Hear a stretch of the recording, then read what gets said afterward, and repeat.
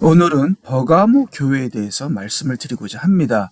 버가모 교회를 한마디로 기복주의 신앙의 교회다. 지금 우리 주위에 많은 기복주의 신앙을 가르치는 교회들이 있습니다. 근데 이 기복주의 신앙을 가르치는 교회가 또 뜨거워요. 그래서 버가모 교회도 뜨거웠습니다. 그래서 예수님에게 칭찬도 받았습니다. 뜨거우니까. 또한 이 버가모 교회가 자리하고 있는 지역이 엄청난 우상 숭배를 하는 그런 지역입니다. 그래서 이 사람들이 더 뜨거웠죠. 이 교회는 순교자들도 있었고 또 모든 교인들이 순교까지 각오했던 교회이다. 이렇게 정말 뜨겁고 순교까지 각오했던 교회인데 이 버가모 교회가 기복주의 신앙이라는 잘못된 영으로, 잘못된 이단 교리로 빠지게 됩니다. 그 이유는 버가모 교회가 뜨거웠고 그 다음에 순교자까지 있었고 모든 교인들이 순교까지 각오했던 교회이지만 그렇게 뜨거웠던 교회도 말씀이 결핍된 이유로, 말씀이 약했던 이유로 이단 교리의 유혹에 빠져서 결국은 기복주의 신앙을 따르는 우상 숭배하는 교회가 되었다. 그래서 이 기복주의의 이 본질은 탐심이죠. 그래서 탐심은 우상 숭배니라 이렇게 성경이 말씀하고 계십니다. 그래서 버가모 교회와 에베소 교회의 차이가 있어요. 버가모 교회는 열정적이고 영적인 것 같지만 시작은 열정적이고 영적이었어요. 그러나 하나님의 말씀의 결핍으로 결국은 이단으로 빠지게 되고요. 에베소 교회는 시작은 하나님의 말씀으로 강했죠. 그렇지만 이 말씀 한쪽으로만 추구하다 보니까 생명의 말씀이 아니라 지식적인 말씀으로 치우치며 차가운 율법주의와 전통에 빠지게 되는 거죠. 그래서 두 교회는 각각 반대 성향을 갖고 있지만 버가모 교회는 열정에만 치우치고 말씀을 등한시하고 에베소 교회는 말씀에만 치우치고 뜨거움에는 등한시하는 바람에 둘 다 한 곳에만 치우쳐 두 교회당 온전함을 이루게 되고 두 교회 다 문제교회가 되어 대환란으로 들어가게 된다. 그래서 예수님께서는 이 버가모 교회에만 특별하게 자신을 나타냅니다. 우리 12장 계시록 2장 12절을 보겠습니다. 버가모 교회의 천사에게 편지하라.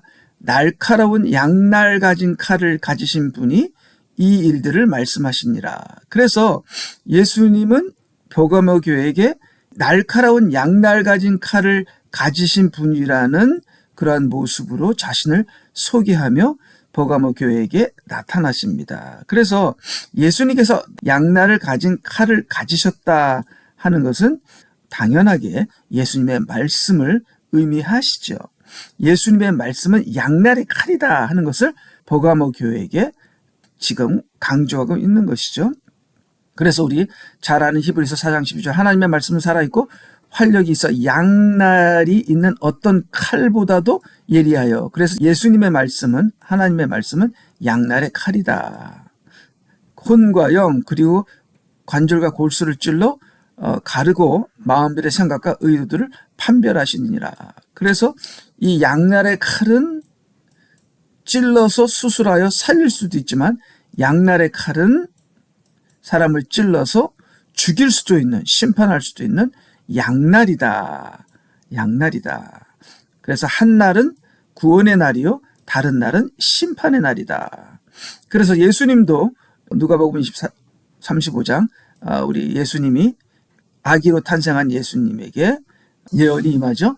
정령 칼이 또 내 자신의 혼을 찌름같이 되어 많은 사람의 마음속에 있는 생각이 드러나게 되리라 하더라. 그래서 여기서 누가복음 35절도 예수님이 칼이라고 하죠. 즉 예수님의 말씀을 가르치는 거죠.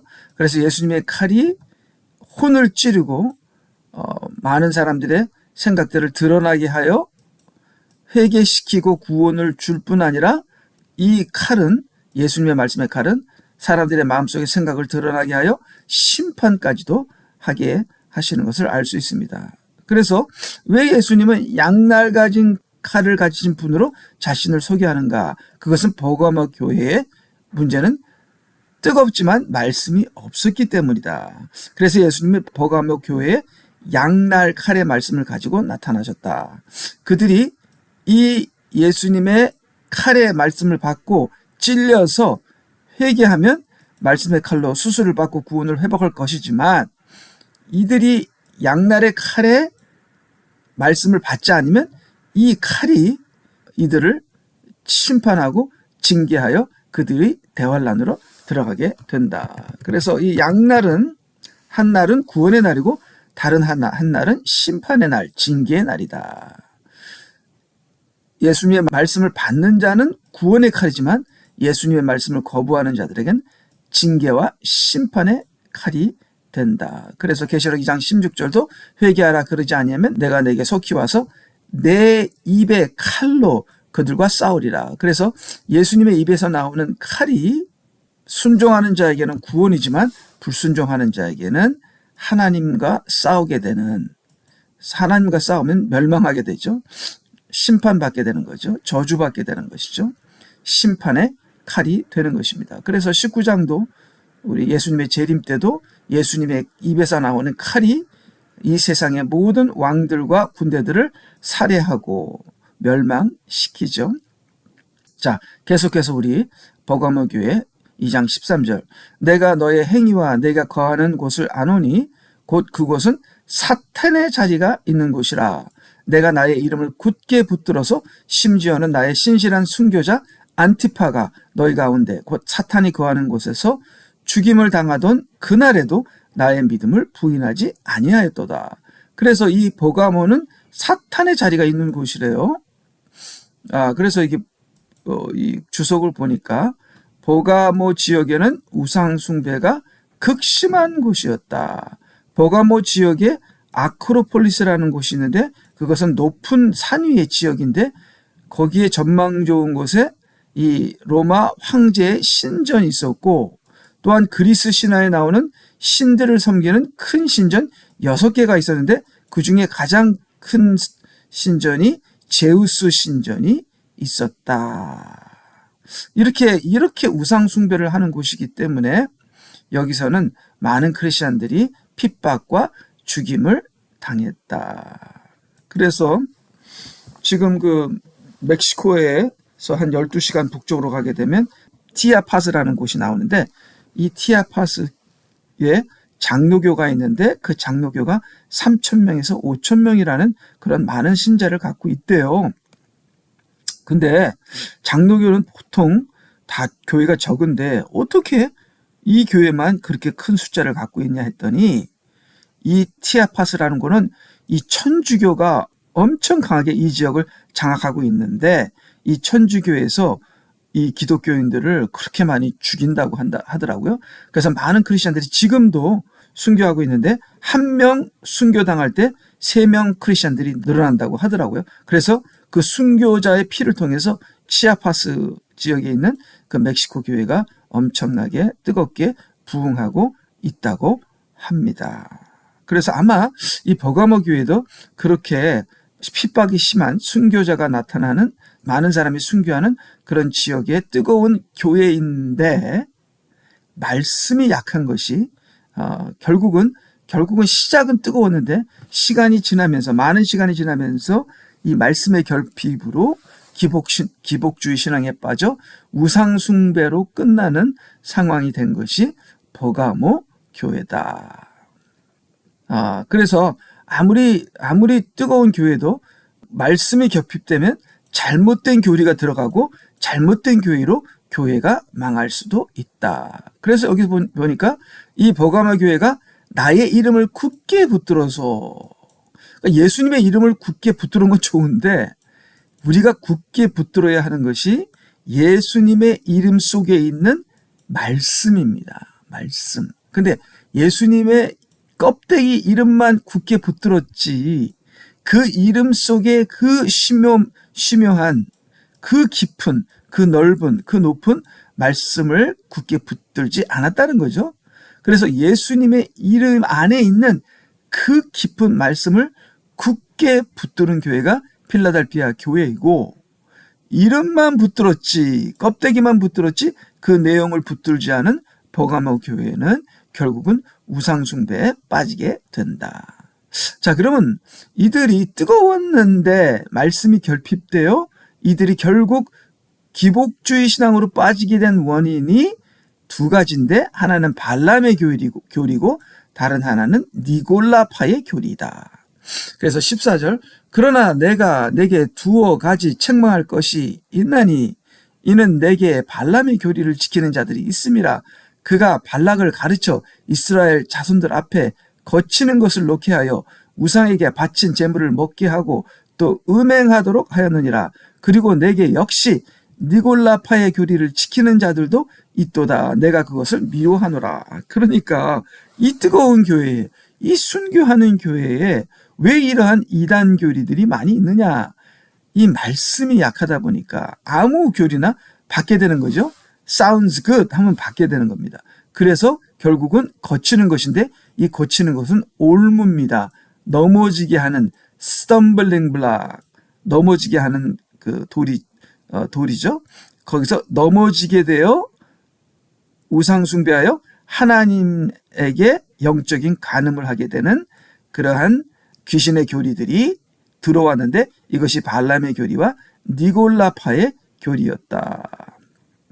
그래서 이 거치는 것을 놓게 하여, 이 거치는 것을 원문으로 보니까 이게 스캔달론이에요. 스캔달론. 이게 스캔들이란 말이 나왔잖아요. 목사들이 스캔들에 빠진다, 무슨 누가 스캔들에 빠졌다 하는 스캔들입니다. 이게 뭐냐면은 이게 넘어진다는 거예요.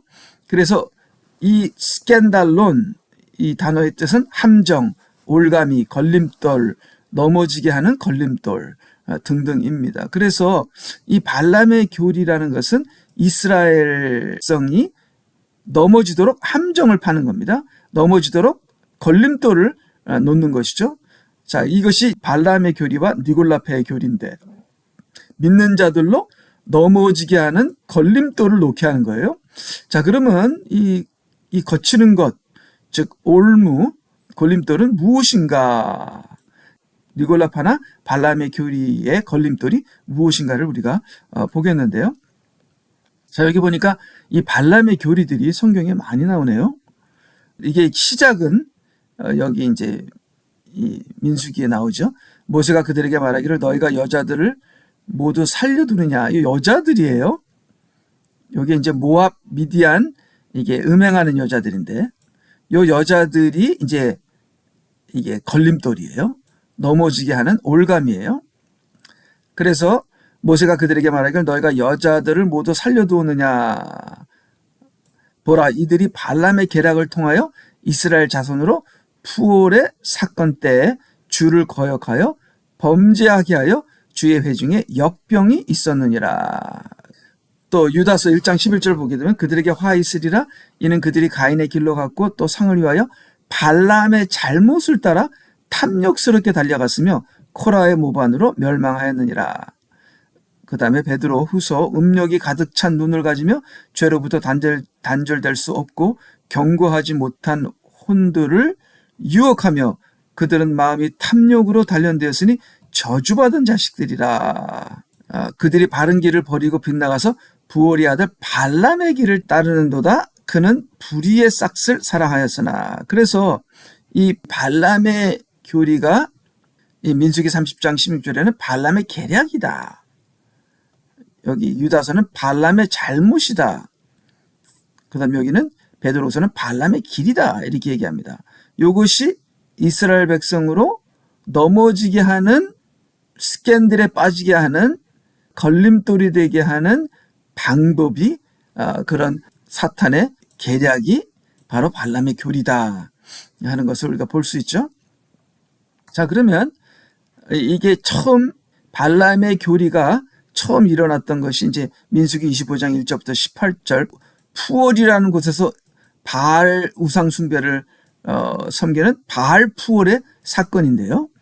자, 이것이 어떤 것인지 보겠습니다. 발람이 하나님께서 이스라엘을 저주하지 못하도록 발람에게 명령을 했잖아요. 근데 발락이라는 이 왕이 발람이 이스라엘 저주하면 엄청난 재물을 주겠다 그랬잖아요. 근데 하나님이 저주하지 말라 그랬으니까 발람이 저주를 못하는 거예요. 그래서 이 괴랄한 발람이 계획을 짜죠. 그래서 이 발람의 계획은 이스라엘 백성을 저주를 못하지만 이스라엘 백성으로 스스로 죄를 짓게 하여 이스라엘 백성을 멸망하게 하는 그러한 이 계략을 만들어서 발락에게 가르쳐주게 되죠. 그래서 발람은 발락에게 이스라엘을 망하게 할 4단계를 가르친다. 이것이 발람의 계략이다. 그래서 아무리 하나님이 우리를 보호하고 아무리 하나님이 우리를 축복하고 사탄에게서 우리를 지켜도 우리가 스스로 이렇게 사단의 계략에 빠지게 되면은 우리도 멸망하고 이스라엘 백성도 멸망하게 되는 거죠. 그래서 이 유혹, 이제 이게 발람의 계략은 첫째는 여인들을 통해서 유혹하는 거예요. 그래서 이 음행에 빠지고 우상 숭배하게 되면 올무에 잡혀버리는 거죠. 그러면 이스라엘 백성을 넘어집니다. 그래서 이스라엘 백성을 넘어뜨리게 되죠. 넘어뜨리면 범죄와 불의와 하나님을 모반하는 죄에 빠지게 되죠. 그렇게 해서 이스라엘을 멸망하게 되죠. 그러면 발람은 이스라엘을 멸망시키게 되죠. 그럼 이스라엘은 저주와 역병에 빠져서 멸망하게 되는 것입니다. 그래서 그 당시에 어떤 일이 일어났냐면 이 발람이 발락을 가르쳐서 이 페올이라는 곳에 바알 우상의 산당을 만듭니다. 그래서 그 당시 우상을 숭배할 때는 음행 행위를 했거든요. 매춘부들이 음행 행위를 하면서 우상을 숭배했죠. 그래서 매춘부들 여인들을 모아서 우상 숭배를 하게 했습니다. 그래서 이 이스라엘 남자들이 이 푸올에 와서 우상 숭배하면서 이 여인들 매춘부들과 관계를 맺으면서 음행한 행위를 했죠. 그래서 완전히 발람을 통해서 이스라엘 사람들이 완전히 올무에 잡히게 됩니다. 그래서 넘어지게 되죠. 그래서 저주가 이스라엘 백성에게 임하게 됩니다.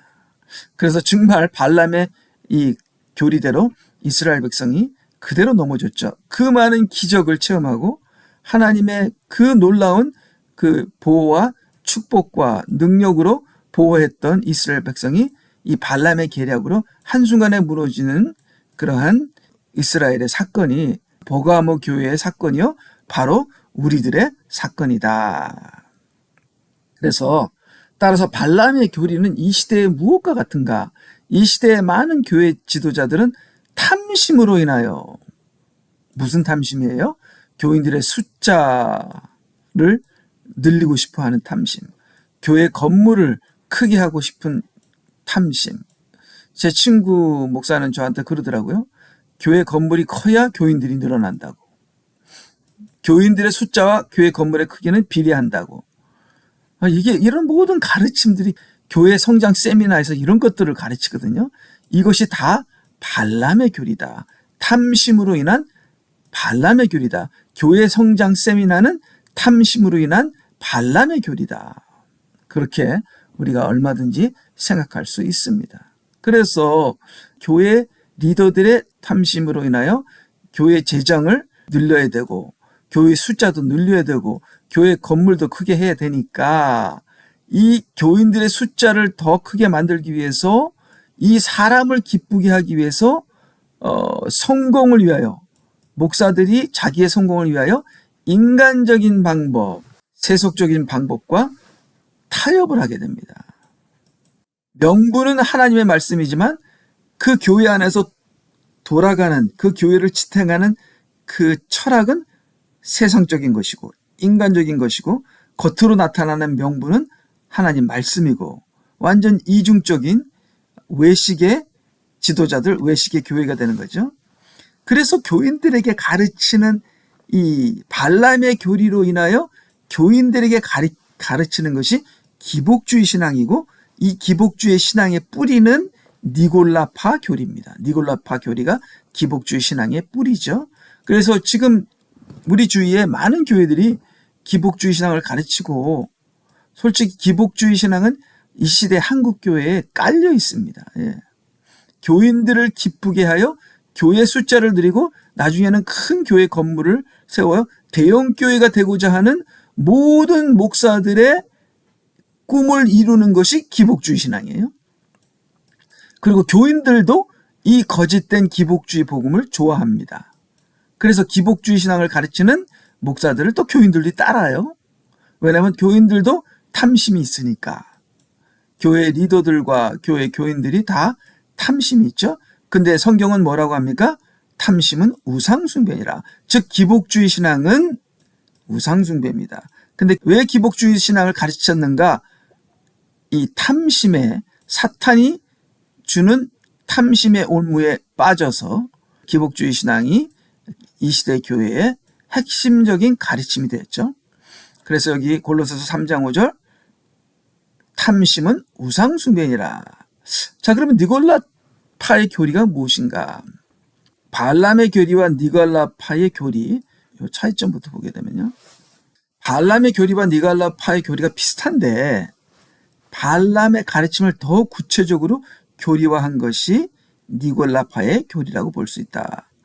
니골라파의 교리는 발람의 교리보다 더 나아가서 크리스천들의 우상숭배와 음행을 정당화하는 이단 교리를 만들었다. 그래서 발람의 교리는 크리스천들로 우상숭배와 음행을 하게 하고요. 니골라파의 교리는 크리스천들의 우상숭배와 음행을 정당화하는 이단 교리다. 교리로 만들었어요. 정당화하는 교리로 만들어버린 거예요. 자, 그러면 니골라파의 교리를 한번 우리가 보겠는데요. 자, 이 니골라파는 니골라는 아마도 초대교회 7 집사 중에 하나일 가능성이 있는데 이 니골라가 타락하여 이단 교리를 받게 되고 마귀의 이단 교리를 받게 되고 이 이단 교리를 전파하여서 그 당시 많은 교회에 막강한 영향력을 주며 많은 사람들이 니골라당을 따르게 된다. 도대체 왜 이 니골라 교리를 따르게 되죠? 여기 보니까 니골라당의 교리가 정말 매력적입니다. 자, 어떤 것이 니골라파의 교리인가? 자, 니골라파의 교리는 영은 선하고 육은 본래 악함으로 육체가 저지르는 행위는 죄가 아니라고 주장한다. 내 마음만, 내 영만 선하면 되지 내 몸은 선하지 않아도 돼. 그래서 구태여 육체의 욕구를 제거할 필요가 없다고 가르친다. 마음은 원이로되 육신이 약합니다. 내 마음은 예수님 믿어요. 내 육신은 세상을 따라갑니다. 그건 할 수 없어요. 그냥 이중적으로 사는 거예요. 그렇게 저희 어머니도 저에게 가르쳤습니다. 그래서 저희 어머니가 평생 교회를 다니시고 그렇게 해서 이 육체의 욕구, 몸의 죄를 정당화하는 것이 왜 이건 어떻게 할 수 없으니까 육체가 약하니까 육체는 죄를 줄 수밖에 없으니까 내 영이 구원받으면 된 거지. 이렇게 우리의 죄를 정당화하며 구원받았으니까 죄를 지어도 된다 하는 이 시대의 교회들이 부르짖는 이 잘못된 복음이 바로 발람의 교리에서 왔고 바로 발람의 교리에서 이어지는 니골라파의 교리에서 오게 된 것이 이 시대 교회가 가르치는 구원론이다. 그래서 육신의 행위는 영혼의 순결에 영향을 주지 않으므로 몸의 죄는 구원과 관계가 없다는 니골라 교리를 이 시대 교회도 가르치고 있다. 이 시대 교회도 그리스도인들의 영은 이미 구원을 받았기 때문에 몸은 계명을 지키지 않아도 구원과는 상관없다고 주장하고 있으며 그렇게 가르치고 있습니다. 뭐 죄를 지라고 하지는 않죠. 이 시대 교회가 죄를 짓지 말라고 하죠. 그러면 죄를 지어도 구원받는 데는 아무 상관이 없다고 이렇게 얘기를 합니다. 그러니까 무엇이 잘못되느냐? 이렇게 죄를 밥 먹듯이 짓는 사람은 구원받은 것이 아니지요. 처음부터 구원받은 것이 아니죠. 그리고 구원을 받았다 하더라도 이렇게 밥 먹듯이 죄를 짓는 그러한 믿음은 구원에서 떨어져 나가게 되는 거죠. 믿음에서 떨어져 나가게 되는 것이죠. 믿음에서 떨어져 나가게 되면 구원까지도 버릴 수 있는 그러한 가룟 유다 같은 사람이 된다고 제가 지난번 설교 때 얘기를 했습니다. 그래서 이 시대가 가르치는 이 쉬운 구원, 무조건 구원받는다는 쉬운 구원은 니골라파 가르침에서 온 것이고 발람의 가르침에서 온 것인데, 이 쉬운 구원이 이제 기복주의인데 이거는 우상숭배다. 그래서 이 시대 교회가 가르치는 쉬운 구원은 우상숭배를 하게 되는 그런 가르침이다. 자, 이 시대 교인들의 탐심을 정당화해주는 기복주의 신앙. 이 시대 많은 교인들이 하나님보다 돈과 세상을 더 사랑한다. 사실입니다. 사실입니다. 물질이 그들의 하나님이 되고 하나님이 그들의 원수가 되어 있는 상황이다. 세상을 사랑하니까 하나님의 원수고, 물질을 좋아하니까 물질이 그들의 하나님이죠. 말로는 예수님 믿는다고 하죠. 그렇지만 저는 그들이 정말 진심으로 예수님을 영접했던 그런 첫사랑이 있었다고 저는 믿습니다. 그래서 저는 그들이 구원을 받았다고 생각합니다. 그렇지만 그들이 받은 구원을 소화하지 않고 말씀으로 그들이 거듭나지 않았기 때문에 결국은 그들에게 이단 교리가 들어가 기복주의 같은 이단 교리가 들어가서 이제 이들이 버그하마 교회가 된 것이 이 시대의 많은 기복주의 신앙을 가르치는 교회들이다. 니골라 교리의 영향을 받은 이 시대 교회는 교인들을 더 늘리기 위해, 불리기 위해 그들이 탐심으로 축적한 물질도 하나님의 축복임을 정당해 주고 있는 것이다. 그래서 과거에 구약의 다윗도 부자였고 아브라함도 부자니까 여러분 부자가 되는 것이 나쁜 게 아닙니다. 부자가 되는 것이 나쁜 것이 아니죠. 그렇지만 그들이 부자가 된 이유는 탐심이요. 그들은 그들의 탐심을 위하여 그들의 부를 쓰고 있거든요. 이러한 탐심으로 축적된 부는 하나님의 축복이 아니거든요. 근데 탐심으로 축적된 부도 하나님의 축복이라고 정당화해 주는 것이 이 기복주의 신앙입니다. 참 안타깝죠. 또한 교회의 리더들이 인간적인 야망도 거룩한 사명이라고 정당화하며 교회의 리더들의 인간적인 야망과 교인들의 탐심의 물질에 대한 욕심도 전부 다 정당화해주는 교리가 기복주의 신앙이다. 바로 이것은 니골라파에서 왔고 이것은 발람의 교리에서 왔다. 이 구원의 확신도요. 구원의 확신도. 제가 방금 얘기했죠. 육신과 영이 분리되어 육이 어떠한 죄를 짓더라도 영과는 상관없다는 니골라 당의 교리와 같이 이 시대 교회도 교인들은 어떻게 살아도 어떠한 죄를 져도 구원과 상관없다는 쉬운 구원론을 가르치고 있다. 이것이 바로 니골라 당이 영과 육은 따로 놀아도 된다 하는 그 니골라파의 교리를 그대로 사탄이 이 시대 교회도 역사하여 구원만 받으면 어떠한 죄를 져도 상관없다. 당신은 구원을 받았다 하면서 영과 육이 따로 놀도록 가르치는 것이 이 시대의 쉬운 구원론인데 바로 이것이 기복주의 신앙이다. 그래서 이렇게 기복주의 신앙을 쉬운 구원으로 지멋대로 사는 것을 정당화하는 이 니골라파의 교리를 계속 이 시대 교회가 버가모 교회 같이 기복주의 신앙을 가르치게 되면 예수님께서 이렇게 말씀하십니다. 회개하라. 만약에 니골라파의 교리를 회개하지 않으면 내가 속히 와서 내 입의 칼로 그들과 싸우리라. 그러니까 입의 칼이 버가모 교회를 구원하는 것이 아니라 입의 칼이 버가모 교회를 심판하겠다는 겁니다. 예수님의 말씀이 버가모 교회를 구원하는 게 아니라 지금 버가모 교회는 예수님의 말씀으로 구원을 못 받고 있어요. 그렇기 때문에 예수님의 말씀을 버렸죠. 니골라파랑 발람의 교리를 따르고 있으니까 예수님의 말씀을 버린 거예요. 그래서 예수님의 말씀의 칼이 이들을 징계하러 오겠다 하는 예수님께서 말씀하고 계시죠. 아까 소개한 것에 계속 이어서 입의 칼에 대해서 양날의 칼에 대해서 계속 얘기하고 계시죠. 그래서 여기 야고보서 4장 4절 세상을 사랑하고 세상과 친구되는 것이 하나님과 원수가 되느니라. 그래서 기복주의 신앙을 가르치는 교회나 리더들과 교인들은 하나님의 원수다. 하나님의 원수다. 자, 여기 지도자들이 미국과 한국 교회 지도자들인데요. 제 생각에는 이들이 기복주의 신앙을 가르치는 대표적인 인물이 아닌가 생각합니다. 베니 힌, 조엘 오스틴, 케네스 헤이건, 조이스 마이어. 이 사람은 요 사람 이름 잊어버렸네요. 로버트 슐러. 대단한 사람들이죠. 엄청난 큰 교회를 가지고 이 사람은 막 사람들을 막 쓰러뜨리고 난리 나는 사람이죠. 요 사람은 이제 약장수 같이 제가 옛날에 제가 청년 때 굉장히 활발하던 텔레 이반젤리스트죠. 네. 예, 그래서요. 계속해서 보겠습니다. 귀 있는 자는 성령께서 교회들에게 말씀하시는 것을 들을지어다. 이기는 자에게는 내가 감추어진 만나를 주어서 먹게 하리라. 또 그에게 흰 돌을 주리니 그 돌에는 새로운 이름이 기록되어서 그것을 받는 자 외에는 아는 사람이 없으리라. 그래서 감추인 만나.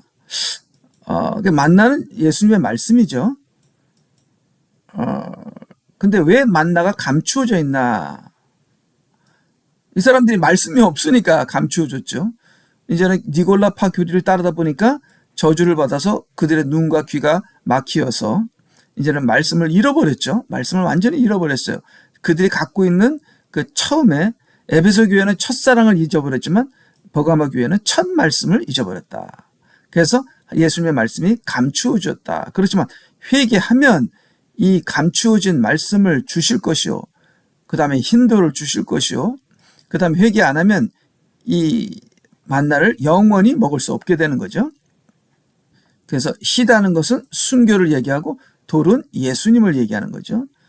그 다음에 예수님은 여러 가지 돌들로 말씀하고 계시죠. 첫째는 산돌이라고 말씀하시고요. 여기. 그 다음 다니엘서는 사람의 손을 대지 않고 산에서 떨어져 나간 돌. 그렇죠? 그 다음에 베드로전서 2장 6절에는 예수님이 모퉁이 돌이다. 자, 이 모퉁이 돌이 저는 이 모퉁이에 있는 그냥 돌 하나 이렇게 하는데 이 모퉁이 돌은 이 기초를 받치는 칩 코널스톤. 그러니까 이게 이 모퉁이의 가장 핵심적인 돌이라는 거예요. 그래서 이 모퉁이 돌을 보고 이게 모퉁이 돌이고 이제 이게 전체가 기초인데 그 기초 중에 이 기초를 받드는 것이 모퉁이 돌이다. 그래서 예수님을 모퉁이 돌이라 이렇게 얘기를 합니다. 그래서 이 구약에서도 나오죠. 예수님이 모퉁이 돌이라고 얘기하죠. 자, 그러면 이제 예수님의 모퉁이 돌 되심과 사도들의 반석돌들이 됨. 자, 그래서 예수님께서 베드로에게 나도 너에게 말하노니 너는 베드로라. 그리고 이 반석 위에 베드로 보고 반석이라고 하죠. 자, 그럼 베드로는 반석입니다. 근데 베드로만 반석이 아니라 여기 보죠. 에베소서 나오는 것처럼 너희는 선지자들과 사도들과 선지자들의 기초 위에 세워졌으며 예수 그리스도께서는 친히 귀중한 모퉁이 돌이 되셨고, 그러면 이게 전체가 기초예요. 기초에는 많은 반석들이 있어요. 이 반석들 중에 하나가 베드로고 베드로는 대표적인 반석이다. 이 많은 반석들 중에서 베드로는 대표적인 반석이고 이 반석들은 구약은 선지자들이요. 신약은 사도들인데 이들이 모두가 반석들이요. 예수님 모퉁이돌이고 이 반석들 위에 모퉁이돌과 반석들 위에 하나님의 교회가 세워졌다 하는 것이 이것이 에베소 2장 20절입니다. 그래서 너희는 교회는 사도들과 선지자들의 반석 위에 세워졌으며 예수님은 모퉁이돌이다. 그리고 그 교회가 거룩한 성정도로 자라가고 있다. 그렇기 때문에 예수님께서 말씀하신 베드로 보고 반석이라는 것은 이 반석은 베드로가 맞습니다. 이 반석은 예수님이 아니라 베드로예요. 그렇지만 베드로만 반석이 아니라 모든 사도들과 선지자들이 반석입니다. 그리고 예수님은 기초의 모퉁이돌이다. 그래서 베드로가 반석이라는 것은 에베소 20장 21절 통해서 우리가 이해할 수 있다. 예, 우리 다음번에는 계속해서 제가 요한계시록을 하겠는데요. 제가 지금 다른 사역을 하기 때문에 구원 성경 공부를 제가 같이 이렇게 돌아가면서 하려고 그랬는데 시간이 안 돼서 제가 신학교에서 가르치는 것을 같이 할 수 있는 요한계시록을 계속 하도록 하겠습니다. 다음번에는 다른 교회들을 보도록 하겠습니다. 예, 안녕히 계십시오.